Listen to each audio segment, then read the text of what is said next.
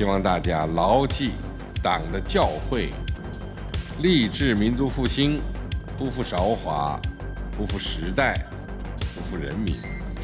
China's youth are rising up in a way no one expected. It's a rebellion so unique that even the Chinese Communist Party, the most powerful regime in the world, can't control it. Jobs are vanishing, hope is fading, and now millions of young Chinese are saying, enough is enough. Could this movement threaten China's global dominance? Is the mighty CCP finally showing cracks in its armor? Could China's future be unraveling right before our eyes? Stay tuned as we uncover the chilling reality behind China's youth rebellion, a silent mutiny that could send shockwaves through the entire world.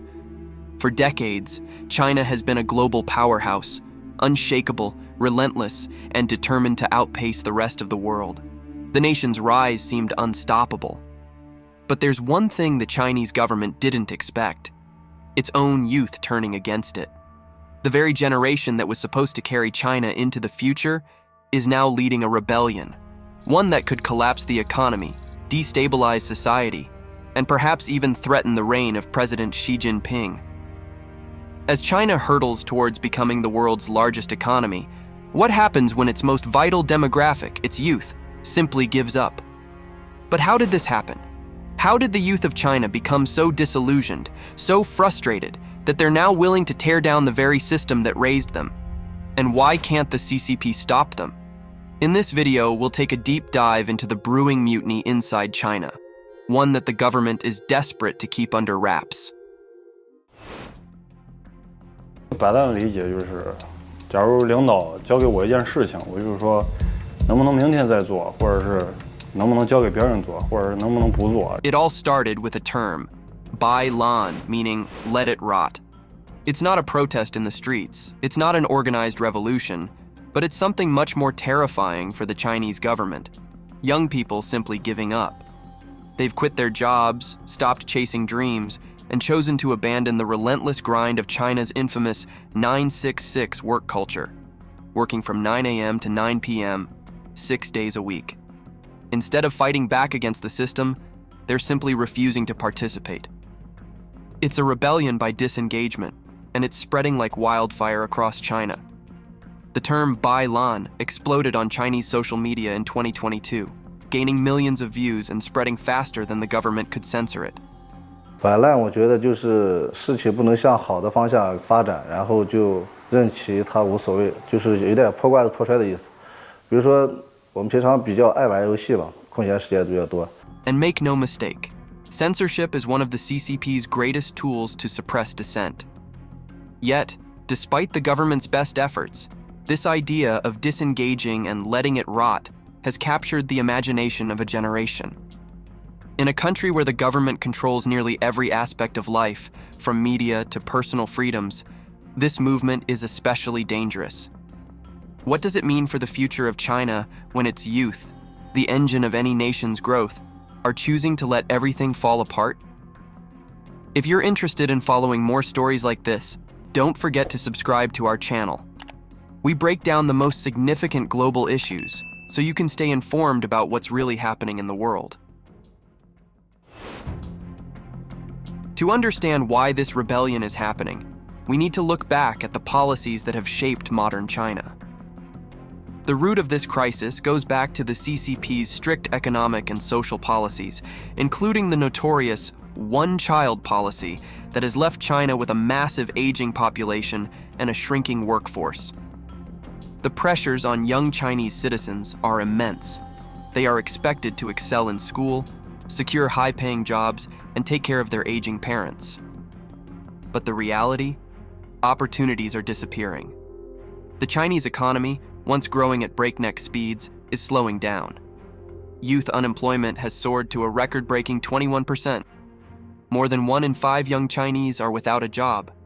And for those who do find work, they are often trapped in the soul-crushing 996 system, unable to escape a life of exhaustion and anxiety. So what happens when an entire generation realizes they've been sold a dream that no longer exists? Imagine working yourself to the bone, sacrificing relationships, health, and happiness, only to realize you'll never be able to afford the lifestyle your parents had. The Chinese property market, once a symbol of success, is now a nightmare for young people. Home prices in major cities like Beijing and Shanghai are 12 times the average salary, making home ownership a distant fantasy for most. The property bubble really make the society very much driven by property inflation. So many young folk, they could not afford to buy a flat because their salary would not actually enable them to afford an apartment. It's unbelievably for these sort of people, particularly are not earning a decent salary. In 2021, the CCP made a shocking decision that sent shockwaves through the country's economy. It essentially destroyed its own private tutoring industry. This $100 billion market was wiped out overnight, leaving millions unemployed. 并不是很忙，因为就是根据现在国内的这个政策嘛，然后对我们其实也是影响比较大。 The government aimed to ease the financial burden on families by banning for-profit tutoring, but the fallout was devastating. Families who once relied on private tutors to give their children an academic edge were suddenly left in the lurch. Many parents, now unable to secure the future they envisioned for their kids, grew resentful. But the crackdown didn't stop there. The CCP also targeted other key sectors, including tech and real estate, industries that had been a beacon of hope and stability for young Chinese. Tech giants like Alibaba and Tencent saw their growth stunted by new regulations. Real estate, another cornerstone of China's economic miracle, was in free fall. Major developers like Evergrande faced financial ruin, unable to complete projects or pay off debts. For young Chinese, the dream of owning a home became even more unattainable. But it's not just Bai Lan that's taking hold. There's also Tang Ping, which means lying flat. This movement is a rejection of China's cutthroat work culture, and it's spreading rapidly. Young people are rejecting the expectation to work themselves to the bone, opting instead for minimalism, simplicity, and most importantly, refusing to play the game of endless competition. This might sound harmless on the surface, but for the CCP, it's a nightmare. The youth, by choosing to lie flat, are effectively halting China's economic engine.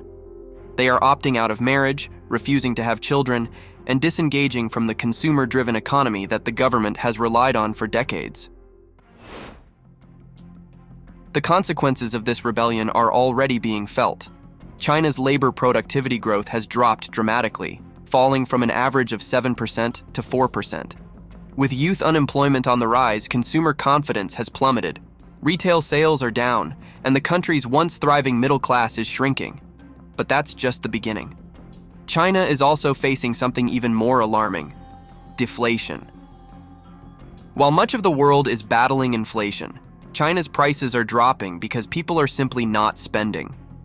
And if there's one thing that can topple an economy faster than anything, it's a collapse in demand. This deflation isn't just an economic hiccup, it's a sign that the Chinese economy is in deep trouble. As wages stagnate, jobs disappear, and young people disengage, the entire system could begin to unravel. Could this be the beginning of the end for China's economic miracle?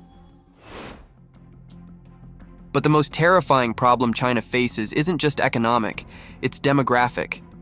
Thanks to decades of strict family planning policies, China's population is aging rapidly.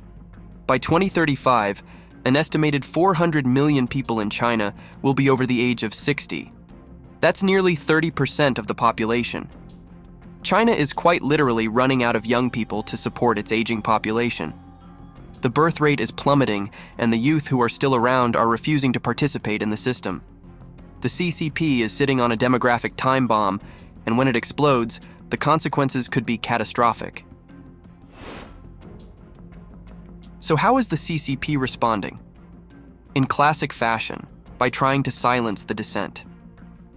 The government has censored discussions about youth unemployment, banned social media terms like Tang Ping, and tightened control over the media. But repression can only go so far.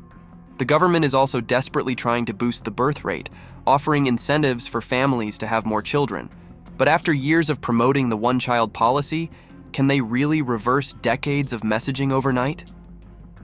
As China stands on the brink, the question remains, will the youth rebellion grow into something larger, something the CCP truly can't control? Or will the government find a way to force its population back into line? The answers aren't clear, but one thing is certain. China is facing its biggest internal crisis in decades.